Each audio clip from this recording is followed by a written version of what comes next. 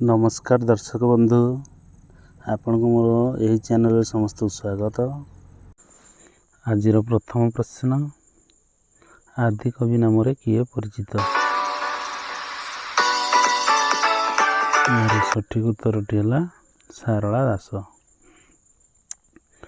परवर्ती प्रश्न, अतिबड़ी नाम किए परिचित?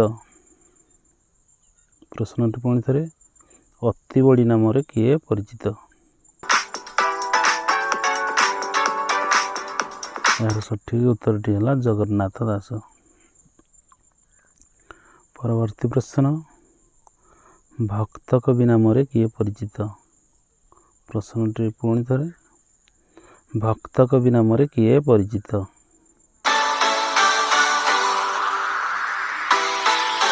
यार सठिक उत्तरटी है मधुसूदन राव।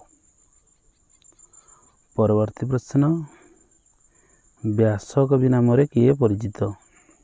प्रश्नटी पुणी थे, व्यास कवि नाम किए परिचित?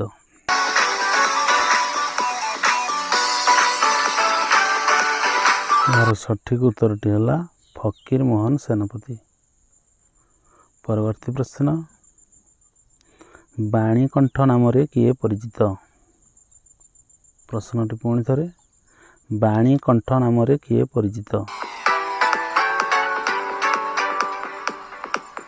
यार सठिक उत्तरटी है निमाई चरण हरिचंदन। परवर्ती प्रश्न, कविवर नाम किए परिचित? प्रश्नटी पुणी थे, कविवर नाम किए परिचित?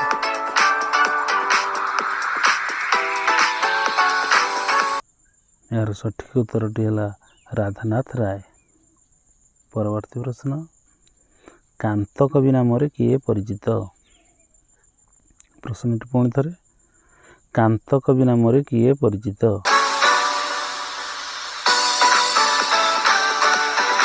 यार सठिक उत्तरटी है लक्ष्मीकांत महापात्र।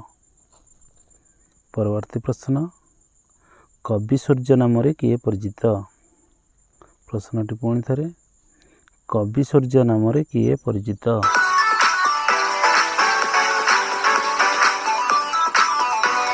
यार सठिक उत्तरटी है बलदेव रथ। परवर्ती प्रश्न, जातीय कवि नाम किए परिचित? प्रश्नटी पुणी थे, जातीय कवि नाम किए परिचित?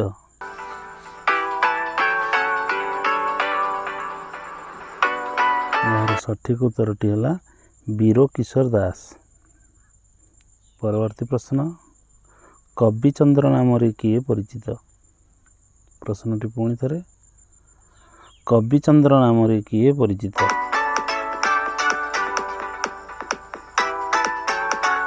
यार सठिक उत्तरटी है कालीचरण पट्टनायक।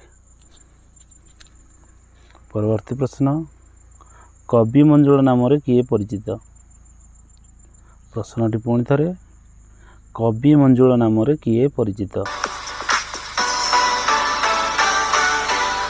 यार सठिक उत्तरटी है कृष्ण प्रसाद बसु। परवर्ती प्रश्न, कवि सम्राट नाम किए परिचित? प्रश्नटी पुणी थे, कवि सम्राट नाम किए परिचित?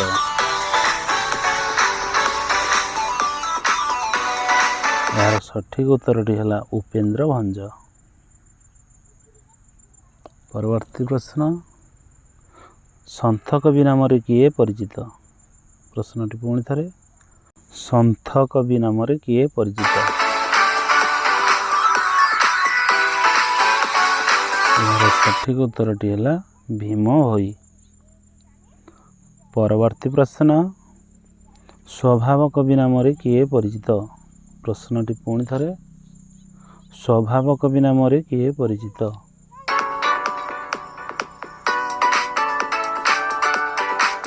यार सठिक उत्तरटी है गंगाधर मेहर।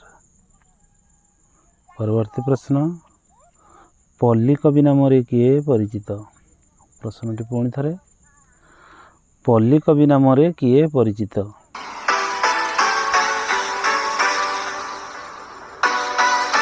ଏହାର ସଠିକ୍ ଉତ୍ତରଟି ହେଲା ନନ୍ଦ କିଶୋର ବଳ। ପରବର୍ତ୍ତୀ ପ୍ରଶ୍ନ, ଉତ୍କଳମଣି ନାମରେ କିଏ ପରିଚିତ? ପ୍ରଶ୍ନଟି ପୁଣି ଥରେ, ଉତ୍କଳମଣି ନାମରେ କିଏ ପରିଚିତ?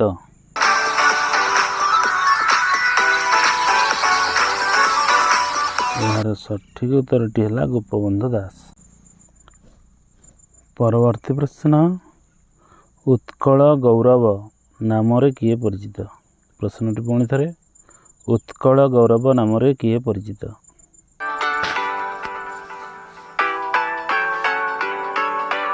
ଏହାର ସଠିକ୍ ଉତ୍ତରଟି ହେଲା ମଧୁସୂଦନ ଦାସ। ପରବର୍ତ୍ତୀ ପ୍ରଶ୍ନ, ନାରୀ କବି ନାମରେ କିଏ ପରିଚିତ? ପ୍ରଶ୍ନଟି ପୁଣି ଥରେ, ନାରୀ କବି ନାମରେ କିଏ ପରିଚିତ?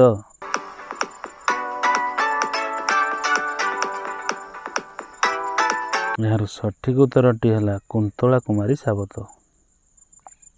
ପରବର୍ତ୍ତୀ ପ୍ରଶ୍ନ, ଗଣକବି ନାମରେ କିଏ ପରିଚିତ? ପ୍ରଶ୍ନଟି ପୁଣି ଥରେ, ଗଣକବି ନାମରେ କିଏ ପରିଚିତ?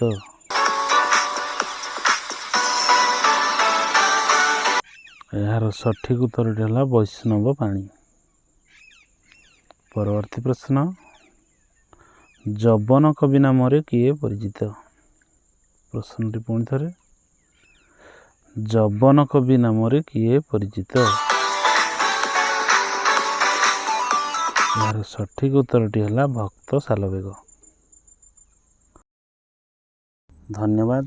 ଭିଡ଼ିଓଟି ଭଲ ଲାଗିଥିଲେ ଲାଇକ୍, ସେୟାର ଆଣ୍ଡ ସବସ୍କ୍ରାଇବ୍ କରନ୍ତୁ।